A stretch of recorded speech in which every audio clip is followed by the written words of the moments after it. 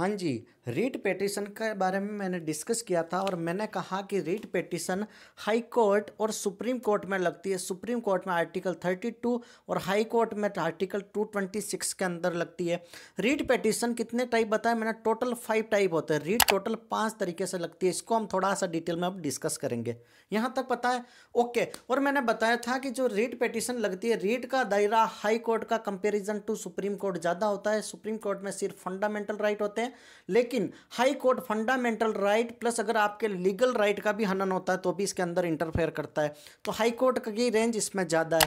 First हम discuss करेंगे that is about the habeas corpus. Habeas corpus जिसको हिंदी में बोलते हैं बंदी प्रत्यक्षीकरण। ये कह रहा है in favour of arbitrary detention. अगर आपको गलत तरीके से डिटेन कर लिया है, आपको गिरफ्तार कर लिया, आपका कोई भी गुनाह साबित नहीं होता है तो आपको उसी टाइम आपको रिहा कर दिया जाएगा। That is habeas corpus. आपको गलत तरीके से आपको गिरफ्तार नहीं किया जा सकता है। All right are that is for Indian citizen. Second हम बात करते हैं दैट इज सर्टियोरारी, जिसको हिंदी में बोलते हैं दैट इज प्रमाण पत्र।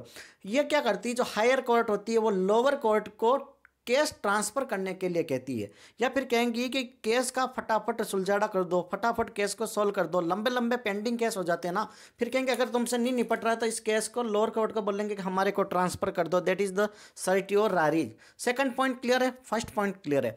Now come to the third that is mandamus. That is परमादेश। परमादेश मतलब ई public officer, public servant does not perform his duty, तब मैनेडेमस परमादेश दिया जाता है। फॉर एग्जाम्पल अगर पुलिस के पास गए, कोई भी क्रिमिनल के अगेंस्ट कोई क्राइम हुआ, कि कोई आपके साथ अत्याचार हुआ, आप कंप्लेन लिखवाने पुलिस ऑफिस गए, पुलिस अधिकारी आपका कहना नहीं मान रहा, आपका काम नहीं कर रहा है, तब भी आप रीट पिटीशन लगा सकते हो। कोई सर्टिफिकेट बनवाने किसी गवर्नमेंट ऑफिस में गए, वहां पर आपका सर्टिफिकेट नहीं बनवा रहे, रूल के अकॉर्डिंग वो चीज़ बननी चाहिए, तो आप रीट पिटीशन लगा दीजिए, फिर कोर्ट वगैरह उनको रगड़ेंगे, लपेटेंगे। क्लियर है?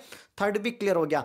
Now come to the fourth that is the quo warranto. Hindi में भी बोलते हैं इसको क्यो वारंटो। ये कह रहा है कि पब्लिक सर्वेंट या कोई भी प्राइवेट सर्वेंट कोई भी पब्लिक ऑफिस को अगर यूज करता है, पब्लिक सर्वेंट हो गया या फिर प्राइवेट सर्वेंट, तो उनको प्रूव करना होता है कि भैया मैं इस ऑफिस को होल्ड कर रहा हूं। ठीक है, उसको प्रूव करना होगा। अगर वो साबित नहीं कर पाते हैं तो उनको उस पद से हटा दिया जाएगा।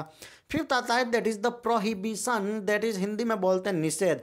Prevent lower court from exceed jurisdiction. Jurisdiction मतलब कह रहा है कि लोअर जो छोटे कोर्ट है अपनी औकात से बाहर फैसले ले लेते हैं, समझ रहे हो? तो उन चीज़ों को कंट्रोल करती है हायर कोर्ट। ठीक है, जो बड़े बड़े कोर्ट होते हैं वो लोअर कोर्ट को दिशा निर्देश देंगे कि भाई जितना आप फैसला ले सकते हो, जितने डिसीजन ले सकते हो उतने ही लो, उससे ज़्यादा आप डिसीजन मत लो, वरना फिर ये चीज़ें इनके बड़े कोर्ट में ट्रांसफर हो जाती, फिर वो इन केस वगैरह को देखते हैं, पेंडिंग केसेस को। क्लियर है? मतलब इनके जरिडिक्शन से ज़्यादा नहीं। किसी को मतलब सजा फिक्स है भाई 10 साल की सजा होगी, ये कह रहा है 20 साल हो जाए, 25 साल हो जाए, आपके न्याय क्षेत्र में ही वो चीज़ें नहीं आ रही और आप ज़्यादा डिसीजन नहीं ले सकते हो। That is in the fifth one, prohibition. Clear है? यहाँ तक हैबस कॉर्पस, सर्टियोरी, मैनेडेमस, क्यो वारंटो, प्रोहिबिशन। हिंदी इंग्लिश दोनों में आपको डिस्कस कर दिया। Thank you so much. Channel पर नए हो तो लाइक से सब्सक्राइब जरूर करें।